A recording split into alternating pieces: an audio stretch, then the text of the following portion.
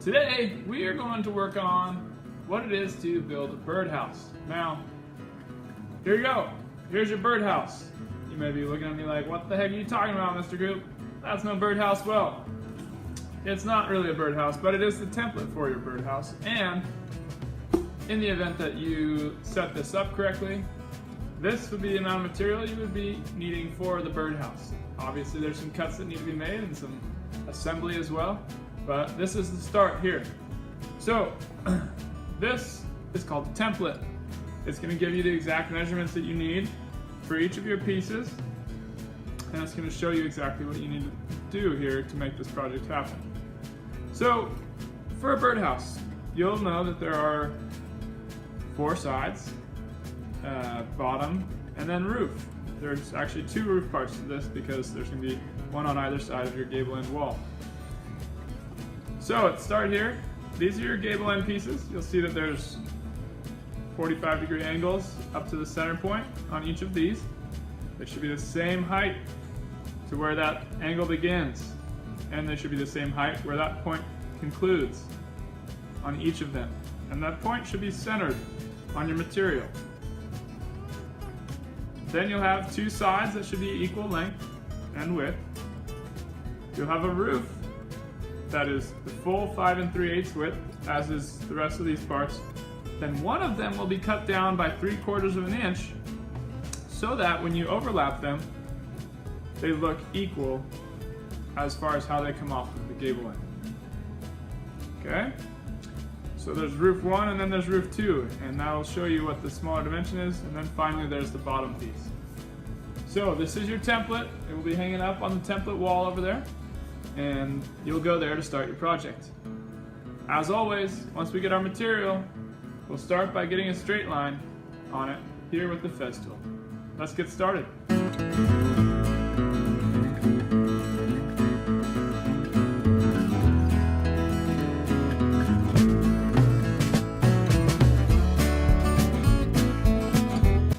I always like to make a little mark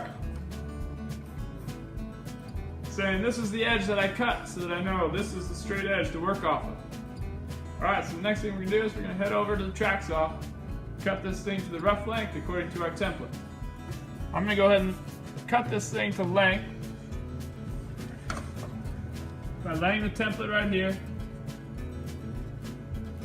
making a mark on my piece, and then measuring to see what my length is. I'm going to cut it to that length, and then we'll go over to the bandsaw.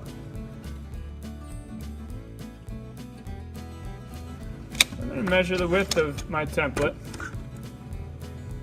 and once I find out what that number is, I'm going to go ahead and set the bandsaw to that width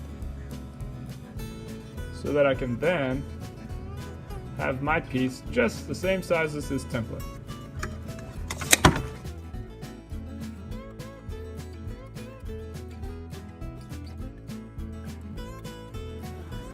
Alright, you guys. Great. We've got our piece, the same width as our template, and same length according to this last line here for where we're going to cut everything. Now, what we're going to do is take this and make our marks right where the template is.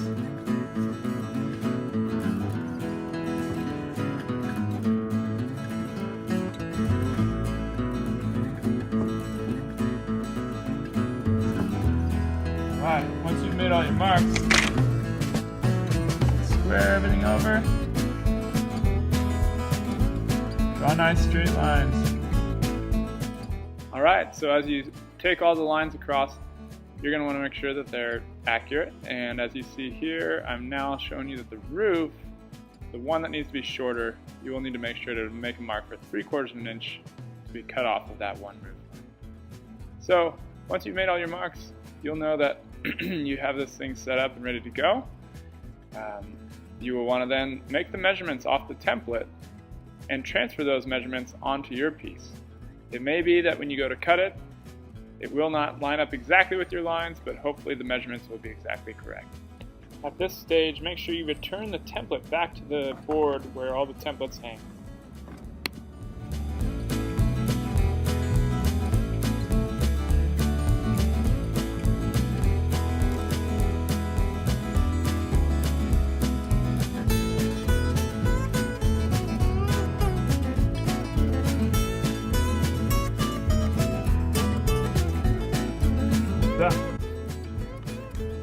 So, if everything was cut correctly, it should be that your gable wall and your side wall will connect at this point.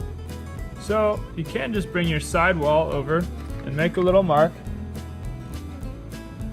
one on either side of your gable wall.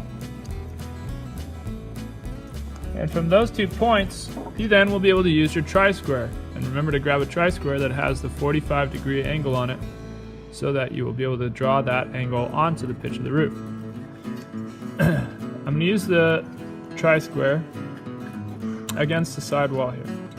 Now, you want to make sure that you're perfectly pressed tight against there, okay? And make sure it's not too far that way or too far this way. You'll see that it should hit both sides of that 45. Now, once you have it tight and you know it's not moving around, it should feel secure. Go ahead and draw a line there. And similarly, make sure it's tight. Don't let it move. Draw a line there. Now look at that. Because my sidewall was the accurate length and my measurements were correct, those meet up perfectly at the apex.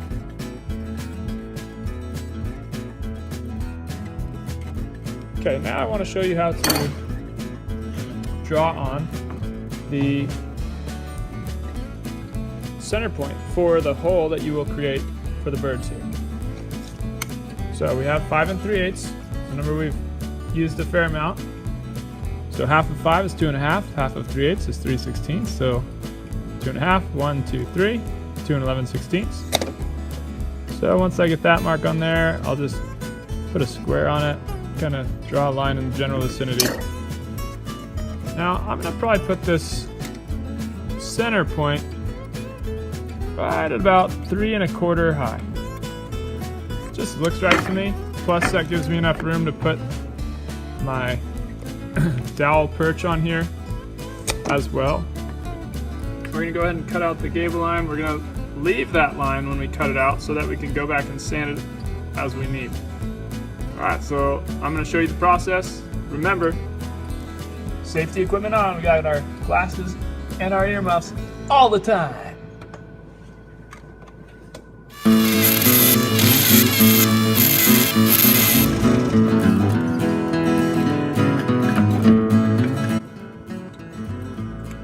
And what do I do with my scraps? I make sure to take them on over the trash can, so that it's nice and clean for the person who's going to use this next. So here's how we did. As you can see, I left a little meat above the line. Got a little close on that, but you can still see the line everywhere, and therefore you will be able to sand this well. Alright, let's move on. Now, I've selected a 2 1/2 inch diameter hole, and I've already got this thing clamped down.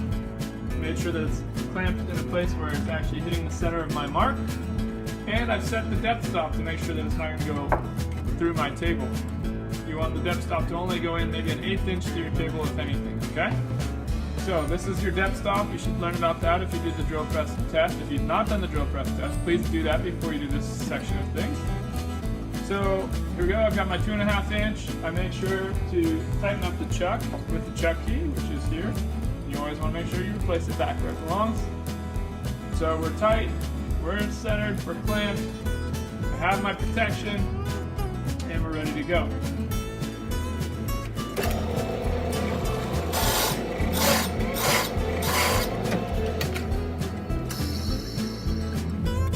Now I only made it about halfway through, if that, and what I would need to do is back it off, stop the machine, and clear the teeth, because sometimes the sawdust gets stuck in there. And you obviously don't want to do that while the machine is on.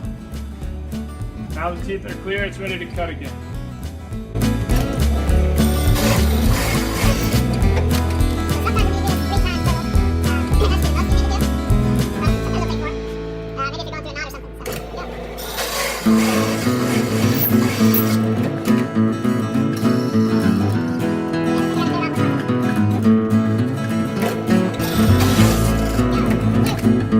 When the machine stops, take the clamp off, make sure you place it where it belongs. There you go, I got a nice centered hole for my bird's denture through. So after you're done, you're going to want to make sure, maybe find like a screwdriver that's over here. You're going to want to press this piece out so the next person doesn't have to deal with your rubbish. There's 3 little areas that you can get to. Look at that. Nice little wheel for a car or something. There we go. 3/4 of an inch before I have that down. So I'm going to go ahead and set that up right where it needs to be.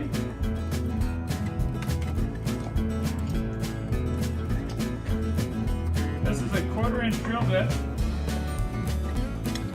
Okay, and I'll clamp it down just so you can see how I center it. I bring that down and then I just tap it with a hammer. Gently, whatever way it needs to go. And that's pretty simple. Okay. Table's clear, this is clamped. I'm ready to roll.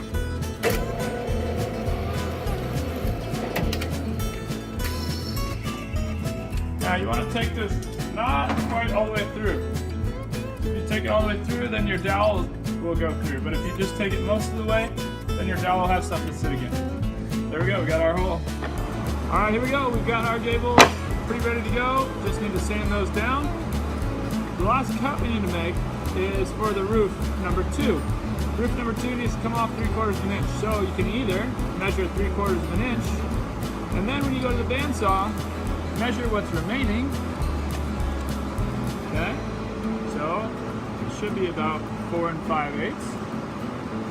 Or you can take your 5 3/8 and subtract 3/4 and do the math, and then you figure it out the same way. Alright, so then I'm going to set my bandsaw to that number. Get my push sticks, get my safety equipment on. And our goal is to take off that top 3/4 of an inch.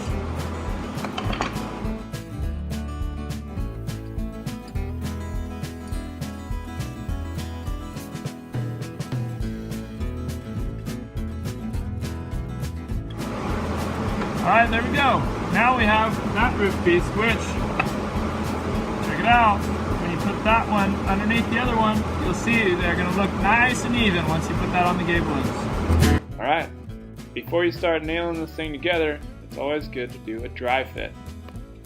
So a dry fit is basically putting all the pieces where they're going to go, making sure that they all line up. You'll want to put the bottom piece in against your sides and have the gable ends up. That way you'll know whether the bottom piece is pushing your sides too far out, therefore making it proud of the gable ends, or perhaps the bottom piece is too small and makes them inset. There are different ways that they could turn out if the bottom piece is not the right dimension. Similarly, you'll see if your sides and your gable walls line up, and whether or not your roof sits nicely on top of your gable walls, or whether or not you'll need to trim something down. Now that you've done your dry fit, it's time to start assembling. There are kind of 2 different ways you can do this. I chose to use smaller gauge nails, which means they're a smaller diameter, and that way I can just use my hammer and the nail, and should be no problems with that as far as the material blowing out or having a difficulty getting the nails in. The one downside is the nails do bend over a little easier. If you would like to use a thicker gauge nail with a bigger head on it, that is also an option, and it is a little bit stronger.